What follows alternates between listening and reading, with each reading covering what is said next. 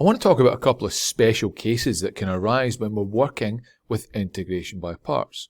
Now up to this point we've looked at fairly straightforward equations where we can label one of them as the original function, and within a couple of differentiations, maybe 2 or 3 at most, that function disappears or becomes to a point where we can get rid of it and turn it into a straightforward integral that we know how to do. However, this isn't always the case. There are some functions that occur that either A, don't disappear quite quickly the way that we want them to, or B, don't seem to be able to be integrated using integration by parts. And I wanted to cover a couple of these just now just to show you the kind of case that may come up. Now the first of these special cases is the case where we're sometimes asked to integrate h of x dx, but we only know h dashed of x. Here, what we want to do is consider a factor of 1 for one of the functions when using integration by parts. So let's imagine I want to calculate the integral of ln x dx. Now we know a standard form for calculating the derivative of ln x, however we don't know the standard form for integrating it. And it looks like it's just a single function here where we can't apply integration by parts to. However, this falls into this category of here of considering a factor of 1 as part of an integral. So what I want to do is I'm actually going to take this and I'm going to be a little bit cheeky and I'm going to rewrite it as integral of 1 times ln x dx. Because what I'm then able to do is follow integration by parts by assigning one element to the ln x and another to the 1. So in this scenario, I know that what I'm going to do is assign u to be ln x. The reason being that if I put ln x to be the derivative, I want to integrate ln x, but that's actually the original problem itself, so it doesn't quite make sense. Plus, if I set u equal to ln x, I know that u dash, the derivative, is quite simply 1 over x. What I'll then do is set v dashed to be equal to 1, and then when I integrate it, I'm able to say that v is equal to x. So what I'm now able to do is apply integration by parts to this problem in order to solve it and get a solution. So what I do is I take my integral of ln x dx and I'd apply integration by parts. So that's u times v, so I'd get x times ln x. Take away the integral of v times u dashed, so that would be x times 1 over x, so it would just be 1 dx. Now integral of 1 with respect to x, quite straightforward. That'll then give me x times ln x minus x, and then plus my c, my constant of integration.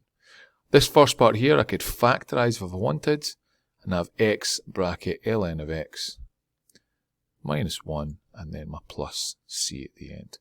So there you go, I've managed to integrate it by allowing 1 to become a factor and a part of my problem, and then be able to use that to solve it using the techniques we've covered.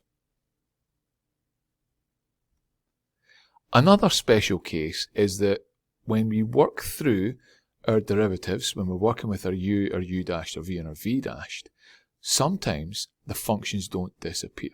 So for example, if I had an x in the original function, if I set that to be equal to u, when I do my u dash, my first derivative, it will disappear and become just a constant. It'll have no further effect. However, there are some functions where that's just not the case. For example, if we have trig functions, if you were to set u equal to sine x, you take the derivative of u, that's cos x, then the derivative again, that's minus sine x, then the derivative again is cos x, minus cos x, sorry, and then the derivative of that again is sine x. And it's just going to repeat in that pattern over and over again. So it's not going to disappear. We're never going to whittle it down and make it easier. This is particularly common when it comes to the trig and exponentials as well. We have to be able to deal with it. Well, we can actually deal with it by using the integrals to make an equation involving the integrals, which can then be treated like a standard equation we would have had in S1 or 2, where we get all the integral parts on one side, all the non-integral parts on the other, and solve it from there. So, sounds like a lot more complication than it should be. I'm just going to show you exactly what I mean. So let's imagine I want to calculate the integral of sine x times cos 3x. Now the first thing we have to do is assign u in v dashed here. Now it wouldn't matter which of the two of them I use. What I'm going to do though is I'm going to assign u to be equal to cos 3x. Now the reason I'm doing that is if I set v dashed equal to this and integrate it, I'll end up with a fraction. So it just eliminates the need for fractions within my calculation. However, don't be put off if you assign them the other way round and make the cos 3x the v dashed. If you were to do that, you would still get the same answer ultimately. It's just you would have fraction parts within it as you're doing your working. So if I set u equal to cos 3x, my u dashed would be negative 3 sine 3x. And if I set my v dash equal to sine x, then my v would equal negative cos x. So what I'm then going to do is stick this all together, so I know then that the integral of sine x cos 3x dx is going to equal u times v, so cos 3x times negative cos x, so minus cos 3x times cos x. It's then going to be take away the integral of v times u dashed, so negative 3 sine 3x times negative cos x. So the negatives will cancel and I'll end up with 3 sine 3x times cos x dx. Now this integral here doesn't go quickly, so what we have to do is take this to the side and calculate this integral itself. So if I was to take this to the side here, again what I'll do is I'll set u equal to 3 sine 3x, which means that my u dashed is equal to 9 cos 3x. And what I'm then going to do is set my v dashed equal to cos x, which means I can integrate it and get v equal to sine x. So if I then do this, what that integral is going to come out as is 3 sine 3x times sine x. Take away the integral of v times u dashed. So take away the integral of 9 cos 3x sine x dx. So if I now plug all this back together, what I'll get is the integral of sine x cos 3x dx equals negative cos 3x cos x. It's then going to be take away all of this integral here. So it's then going to be take away 3 sine 3x sine x. Then it's going to be minus minus, so it's then going to be plus 9 times the integral of cos 3x sine x dx. Now, we're at a point where I'm looking at it going, no, this is just going to keep going and going and going.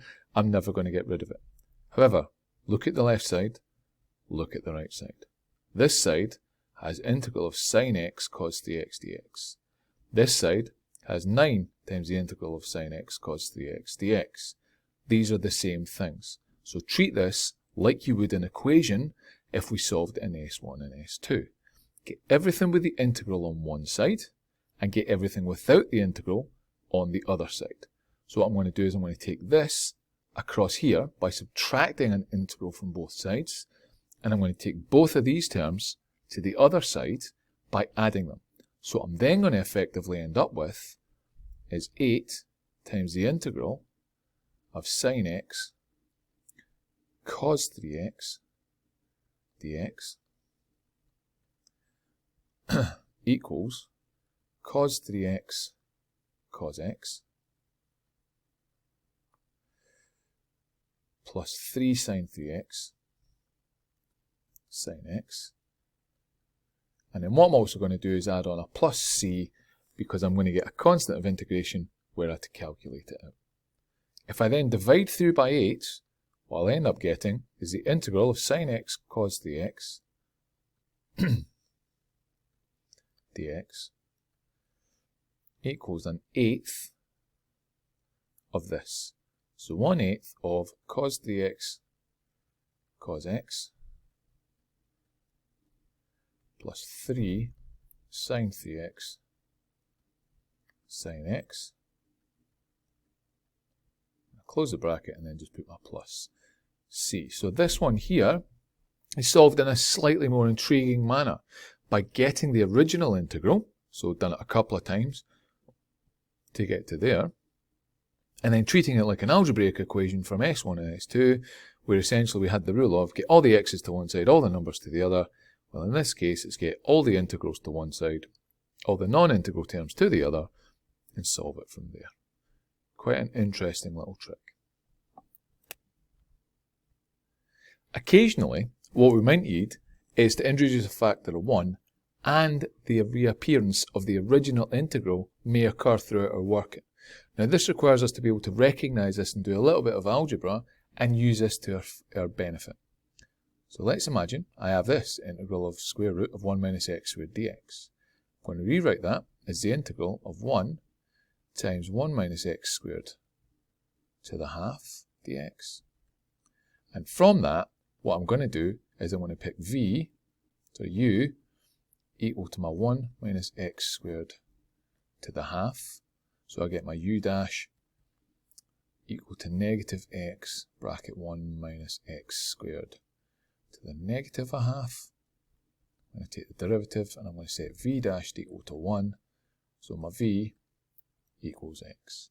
Then I'm going to plug the whole thing together. So I'm going to say my integral square root of 1 minus x squared dx equals u times v, so equals x times square root of 1 minus x squared, take away v times u dashed. So this is going to be a minus here, so I'm going to change that to a plus. So that's then going to be plus the integral of x squared over square root of 1 minus x squared dx. Now, this looks a lot more complex than the original one was. I mean, we've now got a fraction with an x on top and x on the bottom. That's a lot of work that we need to be able to do. However, I'm going to do a little trick here. What I'm going to do is I'm going to turn this back into a negative here, which means my x squared inside will become negative x squareds. And what I'm also going to do is add 1 and subtract 1 to cancel each other out, because what this will allow me to do is write something in the format of what's in the square roots, which I can use to my advantage. So I'm then going to write it as x times the square root of 1 minus x squared, take away the integral of 1 minus x squared, I'm going to bracket that off, minus 1 over square root of 1 minus x squared dx. Because what I can then do is separate this out into two different integrals. I can separate it out and say that that equals x times the square root of 1 minus x squared, take away the integral of 1 minus x squared over the square root of 1 minus x squared dx. Then got minus and a minus, so that then gives me plus the integral of 1 over square root of 1 minus x squared dx. So what we've now got is that this here cancels to the square root of 1 minus x squared, and this term here integrates to a half sine minus 1 of x. So now I can rearrange it and rewrite my integral and write it in the format of the integral of the square root of 1 minus x squared dx equals x times the square root of 1 minus x squared, take away the integral of 1 minus x squared dx plus a half sine minus 1x. Now, notice that this integral here and this one are the same. They're both integral of square root of 1 minus x squared dx. Treat it just like the previous example. Get them both on the same side and then divide through by the 2 that will now appear in front, because you'll have 2 times this integral of square root of 1 minus x squared dx. Once you've got that, you can then simplify what you have on the right hand side and add in your constant of integration, and it'll give you your final answer that we wanted right here. So sometimes you have to combine both these ideas into one integral in order to be able to solve it accurately.